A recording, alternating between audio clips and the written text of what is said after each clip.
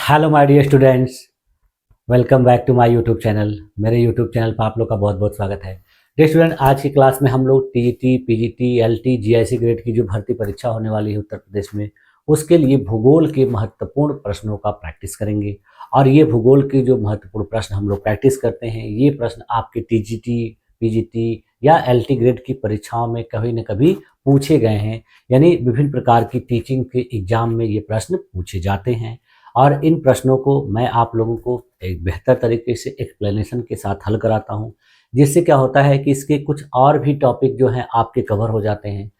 Questions अगर पूछा जाए लेकिन ऑप्शन चेंज रहेगा तो भी आप उसको आसानी से कर सकते हैं। तो इस तरीके से इन प्रश्नों को कराने का मकसद यही है कि आपका परीक्षा में किसी भी प्रकार का अगर प्रश्न आए तो उसको आप गलत ना करें, जिससे आपका परीक्षा में स्कोर जो है बेहतर हो। तो हम लोग देखेंगे कि बहुत से ऐसे प्रश्न हैं जो छोटे क्लासेस के बेसिक लेवल के प्रश्न हैं, तो इनको आप लोग को प्रैक्टिस करना जरूरी है, क्योंकि कभी कभी जो है छोटे क्लासेस के बेसिक प्रश्न भी आपके एग्जाम में पूछे जाते हैं। तो आज की क्लास को चलिए शुरू किया जाए और देखते हैं कि किस तरीके के प्रश्न इस टॉपिक से आपको सॉल्व करने हैं। ठीक, तो चलिए शुरू करते हैं। हाँ, देखिए आज का पहला प्रश्न और इस क्वेश्चन सीरीज का 31वां, जैसा कि 30 प्रश्न हम लोगों ने पिछली क्लास में कर लिया था, 30 प्रश्न आज हम लोग को क्लास में करना है। इसी तरीके से देखिए 60-60 प्रश्नों का जो है सेट तैयार किया जाता है, जिसमें से 30-30 प्रश्न आपको 2 बार में कराए जाते हैं।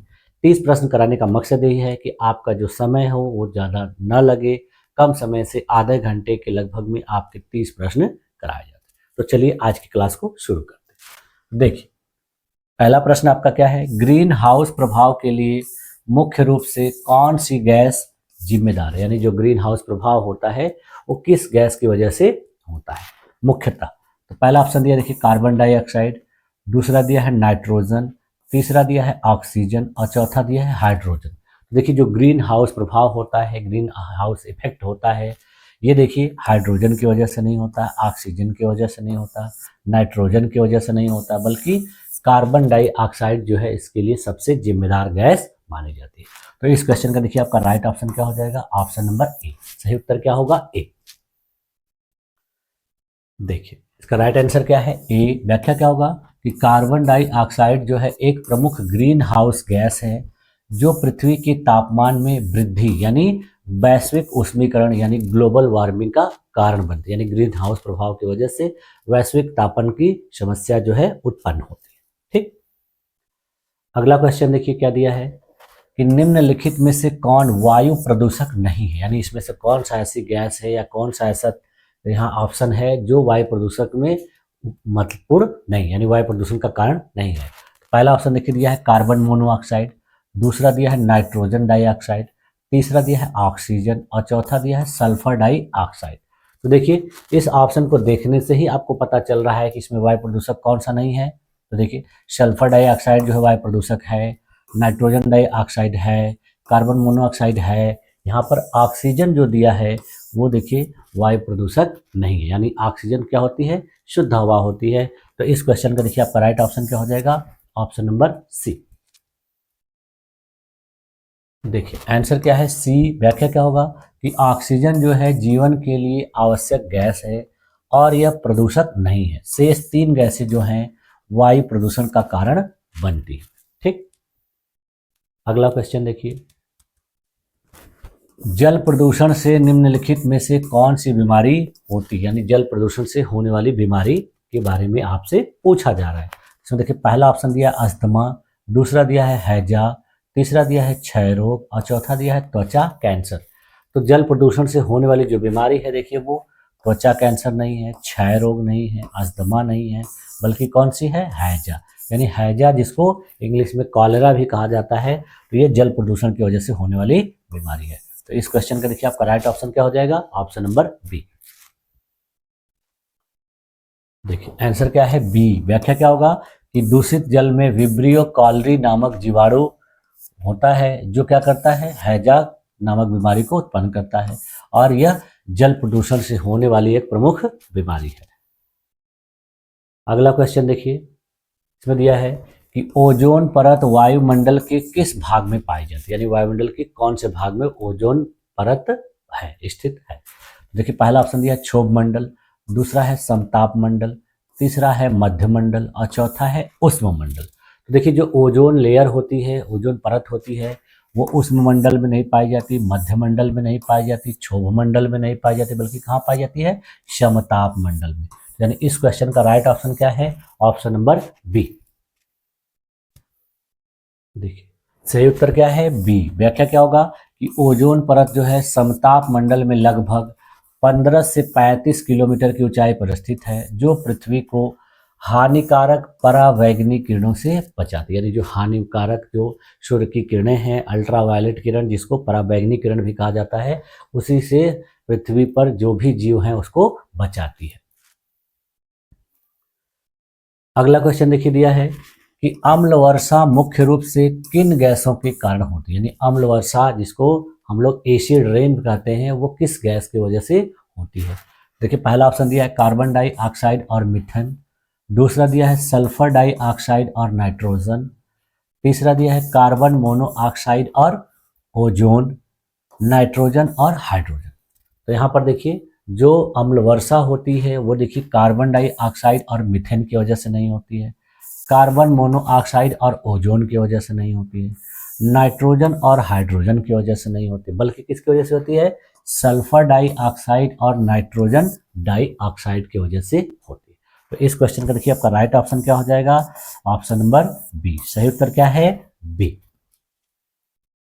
देखिए आंसर क्या है? बी। व्याख्या क्या होगा कि ये गैसें वायुमंडल में जल वाष्प से मिलकर सल्फ्यूरिक और नाइट्रिक अम्ल बनाती हैं, जो वर्षा के साथ गिरते हैं और अम्ल वर्षा का कारण बनते हैं। ठीक, अगला प्रश्न देखिए, निम्नलिखित में से कौन जैव अपघटनीय प्रदूषक है?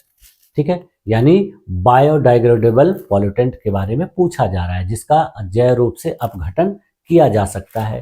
तो पहला ऑप्शन देखिए दिया प्लास्टिक, दूसरा दिया है डीडीटी, तीसरा दिया है सब्जियों का कचरा और चौथा दिया है सीसा।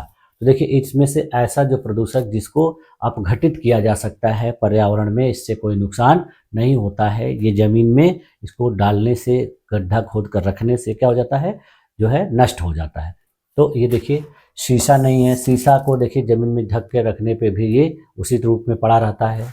डीडीटी भी नहीं है, प्लास्टिक भी नहीं है, बल्कि क्या है? सब्जियों का कचरा, यानी ये क्या हो जाता है? नष्ट होकर मिट्टी में मिल जाता है, इसलिए कैसा है? जैव अपघटनीय है। तो इस क्वेश्चन का देखिए आपका राइट ऑप्शन क्या हो जाएगा? Option number C. सही उत्तर क्या है? सी। देखिए आंसर क्या है? सी। व्याख्या क्या होगा कि जैव अपघटनीय प्रदूषक वे होते हैं जो देखिए सूक्ष्म जीवों द्वारा विघटित हो सकते हैं। सब्जियों का कचरा जो है शीघ्र ही सड़कर मिट्टी में मिल जाता है। ठीक, अगला क्वेश्चन देखिए, ओजोन परत के क्षरण के लिए मुख्य रूप से कौन सा रासायनिक पदार्थ जिम्मेदार है? यानी ओजोन लेयर का जो क्षरण हो रहा है बहुत तेजी से हो रहा है, तो उसके लिए कौन सी गैस जिम्मेदार है, कौन सा तत्व जिम्मेदार है? तो पहला ऑप्शन दिया देखिए क्लोरोफ्लोरोकार्बन, दूसरा दिया है कार्बन डाइऑक्साइड, तीसरा दिया है मीथेन और चौथा दिया है सल्फर डाइऑक्साइड। तो देखिए ओजोन परत के क्षरण के लिए जो सबसे जिम्मेदार तत्व है, पदार्थ है, वो देखिए सल्फर डाइऑक्साइड नहीं है, मीथेन नहीं है, कार्बन डाइऑक्साइड नहीं, बल्कि क्या है? क्लोरोफ्लोरोकार्बन। और ये कहाँ पर निकलती है? विभिन्न प्रकार के जो प्रशीतक इस्तेमाल किए जाते हैं, यानी एयर कंडीशनर इस्तेमाल किए जाते हैं, एसी, फ्रिज, इन सब से ये गैस निकलती है और ये क्या करती है? हमारे जो आसमान में ऊपर ओजोन लेयर है उसी को नष्ट करती है। तो इस क्वेश्चन का देखिए आपका राइट ऑप्शन क्या हो जाएगा? Option number A. सही उत्तर क्या है? ए। देखिए आंसर क्या है? ए। व्याख्या क्या होगा कि रेफ्रिजरेटर, एसी इत्यादि से निकलने वाली जो क्लोरोफ्लोरोकार्बन गैस है ये ओजोन अणुओं को नष्ट कर देती है, जिससे ओजोन छिद्र बनता है। ठीक, अगला प्रश्न देखिए क्या है कि चिपको आंदोलन किससे संबंधित था? यानी चिपको आंदोलन का रिलेशन पूछा जा रहा है कि किस चीज से संबंधित था।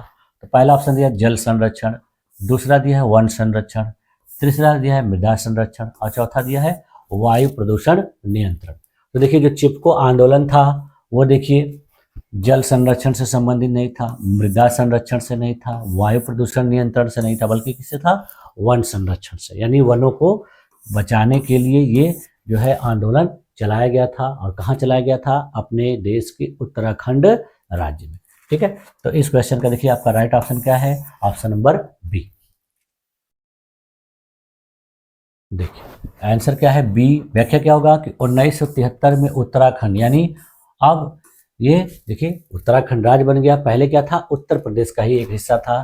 तो इसके चमोली जिले में वृक्षों की कटाई को रोकने के लिए जन आंदोलन के रूप में इसको चलाया गया था। इस आंदोलन में देखिए प्रमुख रूप से किसने किसने हिस्सा लिया था?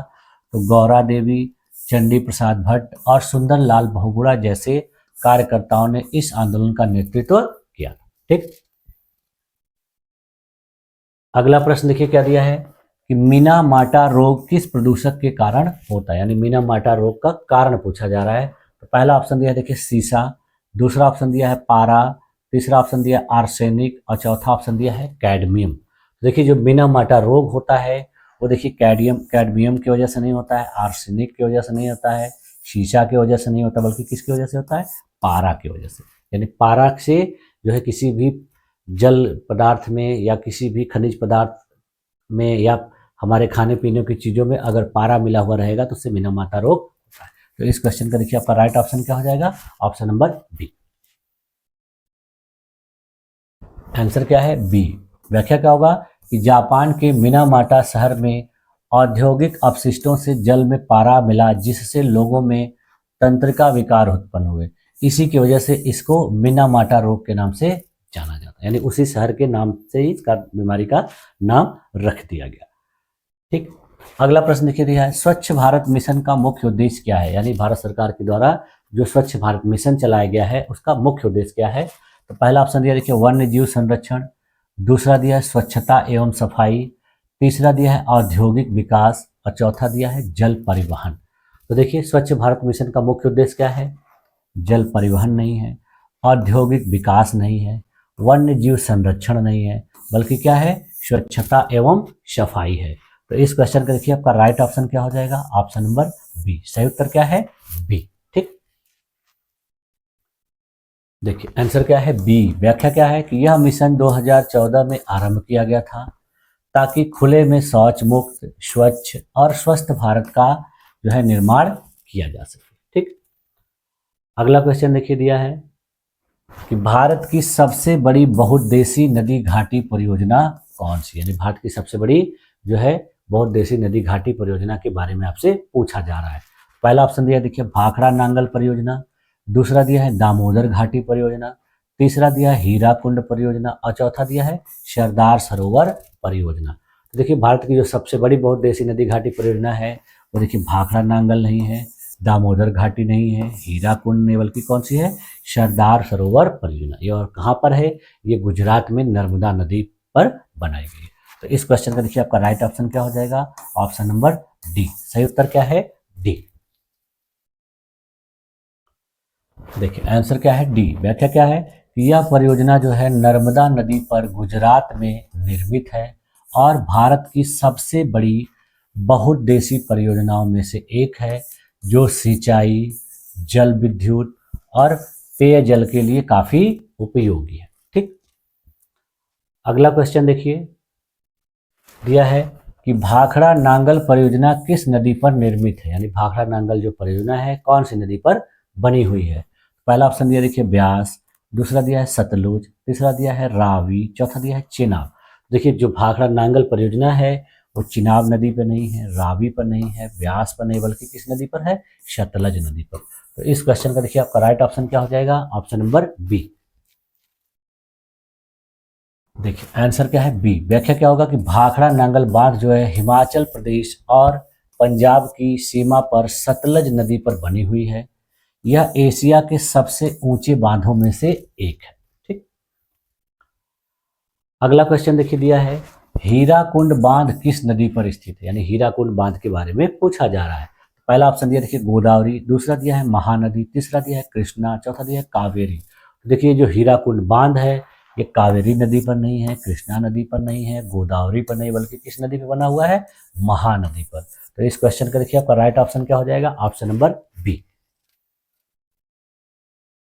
आंसर क्या है? बी। व्याख्या क्या होगा कि हीराकुंड बांध जो है उड़ीसा राज्य में महानदी पर बना हुआ है, यह विश्व के सबसे लंबे मिट्टी के बांधों में से एक। ठीक, अगला क्वेश्चन देखिए, तुंगभद्रा परियोजना किन दो राज्यों की संयुक्त परियोजना है? यानी पूछा जा रहा है जो तुंगभद्रा परियोजना है किस राज्य की संयुक्त परियोजना है? पहला ऑप्शन दिया देखिए आंध्र प्रदेश और कर्नाटक, दूसरा दिया है तमिलनाडु और केरल, तीसरा दिया है महाराष्ट्र और गुजरात, और चौथा दिया है मध्य प्रदेश और छत्तीसगढ़। तो देखिए जो तुंगभद्रा परियोजना है ये देखिए मध्य प्रदेश और छत्तीसगढ़ की संयुक्त परियोजना नहीं है, महाराष्ट्र और गुजरात की संयुक्त परियोजना नहीं है, तमिलनाडु और केरल की संयुक्त परियोजना नहीं, बल्कि किसकी है? आंध्र प्रदेश और कर्नाटक की संयुक्त परियोजना है। तो इस क्वेश्चन का देखिए आपका राइट ऑप्शन क्या हो जाएगा? ऑप्शन नंबर ए, सही उत्तर क्या होगा? ए। देखिए आंसर ए है। व्याख्या क्या होगा कि तुंगभद्रा बांध जो है कृष्णा नदी की सहायक नदी तुंगभद्रा पर निर्मित है और यह दोनों राज्यों की साझा सिंचाई परियोजना है। ठीक, अगला प्रश्न देखिए दिया है, कौन सी परियोजना मध्य प्रदेश की जीवन रेखा कहलाती है? यानी कौन सी परियोजना को मध्य प्रदेश की जीवन रेखा के नाम से जाना जाता है? पहला ऑप्शन दिया देखिए चंबल परियोजना, दूसरा दिया है तवा परियोजना, तीसरा दिया है इंदिरा सागर परियोजना, और चौथा दिया है बरगी परियोजना। तो देखिए वह परियोजना जो मध्य प्रदेश की जीवन रेखा कहलाती है वो बरगी परियोजना नहीं है, चंबल परियोजना नहीं है, तवा परियोजना नहीं, बल्कि कौन सी है? इंदिरा सागर परियोजना। तो इस क्वेश्चन का देखिए आपका राइट ऑप्शन क्या हो जाएगा? ऑप्शन नंबर सी, सही उत्तर क्या है? सी। देखिए आंसर क्या है? सी। व्याख्या क्या होगा कि इंदिरा सागर परियोजना यानी इंदिरा सागर जो प्रोजेक्ट है यह नर्मदा नदी पर बना क्या है? एक बहुत बड़ा परियोजना है जो मध्य प्रदेश की सबसे बड़ी सिंचाई और जल विद्युत परियोजना मानी जाती है। ठीक, अगला क्वेश्चन देखिए दिया है कि दामोदर घाटी परियोजना किस प्रसिद्ध नदी घाटी परियोजना के मॉडल पर आधारित है? यानी जो दामोदर घाटी प्रोजेक्ट है अपने देश का वो किस नदी के मॉडल पर बना हुआ है? तो यहाँ देखिए पहला ऑप्शन दिया है नील नदी घाटी परियोजना, दूसरा है टेनेसी घाटी परियोजना जो अमेरिका की है, तीसरा दिया है वोल्गा परियोजना, और चौथा दिया है अमेजन परियोजना। देखिए दामोदर घाटी परियोजना जो है अपने भारत की सबसे पहली नदी घाटी परियोजना थी और इसको देखिए बनाया गया था अमेजन परियोजना के आधार पर नहीं, वोल्गा परियोजना के आधार पर नहीं, नाइल घाटी परियोजना के आधार पर नहीं, बल्कि टेनेसी घाटी परियोजना अमेरिका के आधार पर बनाया गया था। तो इस क्वेश्चन का देखिए आपका राइट ऑप्शन क्या हो जाएगा? ऑप्शन नंबर बी, सही उत्तर क्या है? बी। देखिए आंसर है बी। व्याख्या क्या होगा कि दामोदर घाटी परियोजना जिसको डीवीसी के नाम से जाना जाता है इसको अमेरिका की टेनेसी घाटी परियोजना के मॉडल पर विकसित किया गया था जिसमें सिंचाई, बाढ़ नियंत्रण और बिजली उत्पादन शामिल है। ठीक, देखिए अगला क्वेश्चन देखिए गया है नागार्जुन सागर बांध किस नदी पर निर्मित है? यानी नागार्जुन सागर बांध जो है किस नदी पर बनाया गया है? पहला ऑप्शन दिया देखिए कृष्णा नदी, दूसरा दिया है गोदावरी नदी, तीसरा दिया है महानदी, और चौथा दिया है नर्मदा नदी। देखिए जो नागार्जुन सागर बांध है वो देखिए नर्मदा नदी पर नहीं है, महानदी पर नहीं है, गोदावरी पर नहीं, बल्कि किस नदी पर है? कृष्णा नदी पर। तो इस क्वेश्चन का देखिए आपका राइट ऑप्शन क्या हो जाएगा? Option number A. देखिए सही उत्तर क्या है? ए। व्याख्या क्या होगा कि यह बांध जो है आंध्र प्रदेश में कृष्णा नदी पर बना हुआ है और यह दक्षिण भारत की एक प्रमुख सिंचाई परियोजना है। ठीक, अगला क्वेश्चन देखिए निम्नलिखित में से कौन चंबल नदी पर एक बहुउद्देशीय परियोजना है? यानी चंबल नदी पर बनी हुई कौन सी परियोजना जो है एक बहुउद्देशीय परियोजना है? पहला ऑप्शन दिया देखिए गांधी सागर परियोजना, दूसरा दिया है भाखड़ा नांगल परियोजना, तीसरा दिया है हीराकुंड परियोजना, और चौथा दिया है रिहंद परियोजना। तो देखिए जो चंबल घाटी नदी पर बनी हुई बहुउद्देशीय परियोजना है वो देखिए रिहंद परियोजना नहीं है, हीराकुंड परियोजना नहीं है, भाखड़ा नांगल परियोजना नहीं, बल्कि कौन सी है? गांधी सागर परियोजना। तो इस क्वेश्चन का देखिए आपका राइट ऑप्शन क्या हो जाएगा? ऑप्शन नंबर ए, सही उत्तर क्या है? ए। Answer A. व्याख्या क्या होगा कि गांधी सागर बांध जो है मध्य प्रदेश राजस्थान सीमा पर चंबल नदी पर बना हुआ है और यह चंबल घाटी परियोजना का एक प्रमुख भाग है। ठीक, अगला प्रश्न देखिए रिहंद बांध जिसको गोविंद बल्लभ पंत सागर के नाम से भी जाना जाता है ये कहाँ पर स्थित है? देखिए पहला ऑप्शन दिया है झारखंड, दूसरा दिया है उत्तर प्रदेश, तीसरा दिया है बिहार और चौथा दिया है उड़ीसा। देखिए जो रिहंद बांध यानी गोविंद बल्लभ पंत सागर है वो देखिए उड़ीसा में स्थित नहीं है, बिहार में स्थित नहीं है, झारखंड में स्थित नहीं है, बल्कि कहाँ पर है, उत्तर प्रदेश में है। और किस नदी पर है, रिहंद नदी पर। तो इस क्वेश्चन का देखिए आपका राइट ऑप्शन क्या हो जाएगा, ऑप्शन नंबर बी। देखिए सही उत्तर क्या है, बी। व्याख्या क्या है कि यह बांध जो है सोनभद्र जिले में रिहंद नदी पर निर्मित है और उत्तर प्रदेश का यह सबसे बड़ा जलाशय है। अगला प्रश्न देखिए क्या दिया है कि निम्नलिखित में से कौन सी परियोजना रावी और ब्यास नदियों से संबंधित है, यानी रावी और ब्यास नदियों से रिलेटेड जो परियोजना है वो कौन सी है। तो यहाँ देखिए पहला ऑप्शन दिया है ब्यास परियोजना, दूसरा दिया है दामोदर घाटी परियोजना, तीसरा दिया है हीराकुंड परियोजना और चौथा दिया है रिहंद परियोजना।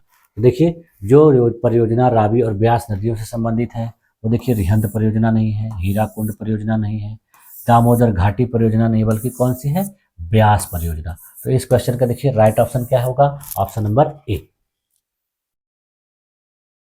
आंसर क्या है, ए। व्याख्या क्या होगा कि ब्यास परियोजना जो है पंजाब में रावी और ब्यास नदियों के जल को नियंत्रित करने, सिंचाई एवं बिजली उत्पादन के लिए आरंभ की गई थी। ठीक।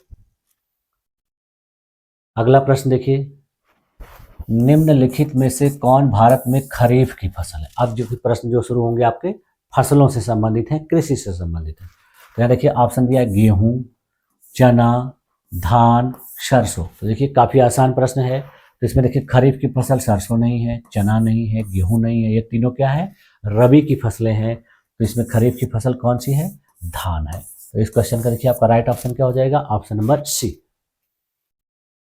देखिए आंसर क्या है, सी। व्याख्या क्या होगा कि खरीफ की जो फसलें हैं वह वर्षा ऋतु में बोई जाती हैं, यानी जून जुलाई के महीने में, और इसको अक्टूबर नवंबर में काट लिया जाता है।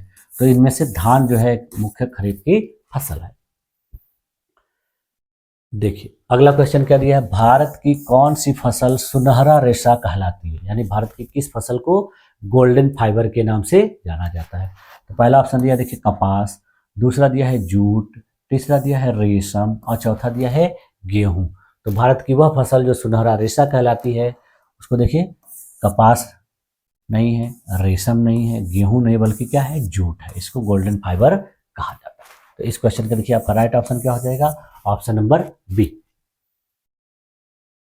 देखिए आंसर क्या है, बी। व्याख्या क्या होगा कि जूट के रेशे जो है सुनहरे रंग के और मजबूत होते हैं, इसलिए इसे गोल्डन फाइबर कहा जाता है। यह मुख्यतः देखिए कहाँ पर होता है, पश्चिम बंगाल और असम जिले में इसको उगाया जाता है। ठीक। अगला प्रश्न देखिए, इसमें पूछा जा रहा है निम्नलिखित में से कौन रबी फसल है, यानी रबी की फसल इसमें से कौन सी है। तो पहला ऑप्शन दिया है धान, दूसरा दिया मक्का, तीसरा दिया गेहूं, चौथा दिया कपास। तो इनमें से देखिए जो रबी की फसल है वो कपास नहीं है, मक्का नहीं है, धान नहीं, बल्कि क्या है, गेहूं है। तो इस क्वेश्चन का देखिए आपका राइट ऑप्शन क्या हो जाएगा, ऑप्शन नंबर सी। सही आंसर क्या है, सी। व्याख्या क्या होगा कि रबी की फसलें जो है सर्दियों में बोई जाती हैं, यानी अक्टूबर नवंबर में, और अप्रैल मई में इनको काटा जाता है। गेहूं देखिए एक प्रमुख रबी की फसल है। ठीक। अगला प्रश्न देखिए क्या दिया है, भारत में धान का सबसे बड़ा उत्पादक राज्य कौन सा, यानी भारत में सबसे ज्यादा धान उत्पादन कहाँ पर होता है। पहला ऑप्शन दिया देखिए पंजाब, दूसरा दिया पश्चिम बंगाल, तीसरा दिया उत्तर प्रदेश, चौथा दिया है आंध्र प्रदेश। तो भारत में सबसे ज्यादा देखिए धान की खेती जो होती है आंध्र प्रदेश में नहीं होती, उत्तर प्रदेश में नहीं होती, पंजाब में नहीं होती, बल्कि कहाँ पर होती है, पश्चिम बंगाल में। तो इस क्वेश्चन का देखिए राइट ऑप्शन क्या है, ऑप्शन नंबर बी। देखिए सही आंसर क्या है, बी। व्याख्या क्या होगा कि पश्चिम बंगाल में गंगा ब्रह्मपुत्र डेल्टा क्षेत्र की उपजाऊ जलोढ़ मिट्टी और पर्याप्त वर्षा जो है धान उत्पादन के लिए काफी उपयुक्त होती है, जिसकी वजह से यहाँ पे धान की खेती बहुत ज्यादा होती है। ठीक। अगला प्रश्न देखिए क्या दिया, भारत में गेहूं का सबसे बड़ा उत्पादक राज्य कौन सा है, यानी भारत में सबसे ज्यादा गेहूं किस राज्य में उत्पादन होता है। तो पहला ऑप्शन दिया देखिए हरियाणा, दूसरा दिया पंजाब, तीसरा दिया है उत्तर प्रदेश और चौथा दिया है मध्य प्रदेश। तो भारत में देखिए सबसे बड़ा गेहूं उत्पादक राज्य जो है मध्य प्रदेश नहीं है, पंजाब नहीं है, हरियाणा नहीं, बल्कि कहाँ पर है, उत्तर प्रदेश। तो इस क्वेश्चन का देखिए आपका राइट ऑप्शन क्या हो जाएगा, ऑप्शन नंबर सी। ठीक। देखिए आंसर क्या है सी। व्याख्या क्या होगा कि उत्तर प्रदेश जो है गेहूं उत्पादन में अग्रणी राज्य है और विशेष रूप से जो गेहूं का उत्पादन होता है ये पश्चिमी उत्तर प्रदेश में होता है, इसलिए यह जो है गेहूं का सबसे बड़ा उत्पादक राज्य है। ठीक, अगला प्रश्न देखिए दिया है, कौन सी फसल काली मिट्टी और मध्यम वर्षा की आवश्यकता रखती है, यानी किस फसल के लिए काली मिट्टी और मध्यम वर्षा जरूरी होती है। पहला ऑप्शन दिया है कपास, दूसरा दिया है धान, तीसरा दिया है गेहूं, चौथा दिया है जूट। तो देखिए इसका जूट नहीं होगा, गेहूं नहीं होगा, धान नहीं होगा, बल्कि जो काली मिट्टी में होने वाली सबसे ज़्यादा फसल है वो है कपास। तो इस क्वेश्चन का देखिए आपका राइट ऑप्शन क्या हो जाएगा, ऑप्शन नंबर ए। सही उत्तर क्या है ए। Answer A. व्याख्या क्या है कि कपास की खेती जो है काली मिट्टी, जिसको रेगुर मिट्टी के नाम से भी जाना जाता है, उसमें होती है, जो नमी को लंबे समय तक धारण करती है। महाराष्ट्र और गुजरात इसके प्रमुख उत्पादक राज्य हैं। ठीक, अगला क्वेश्चन देखिए दिया है कि निम्नलिखित में से कौन एक बागानी फसल है, यानी इसमें पूछा जा रहा है कि प्लांटेशन क्रॉप कौन सी है। तो पहला ऑप्शन दिया देखिए चाय, दूसरा दिया है बाजरा, तीसरा दिया है गेहूं, चौथा दिया है दालें। तो देखिए बागानी फसल दाल नहीं है, गेहूं नहीं है, बाजरा नहीं, बल्कि कौन सी है, चाय है। चाय को देखिए प्लांटेशन क्रॉप के नाम से भी जाना जाता है, इसको कैश क्रॉप भी कहा जाता है। तो ये देखिए आपका इस क्वेश्चन का राइट ऑप्शन क्या हो जाएगा, ऑप्शन नंबर ए। ठीक, देखिए आंसर क्या है ए। व्याख्या क्या होगा कि चाय एक बागानी फसल है जिसे पहाड़ी ढलानों पर बड़े बड़े बागानों में उगाया जाता है। यह असम और दार्जिलिंग में ज्यादातर होती है। ठीक, अगला क्वेश्चन देखिए दिया है कि निम्नलिखित में से कौन सी फसल अनाजों की रानी यानी क्वीन ऑफ सीरियल्स के नाम से जानी जाती है।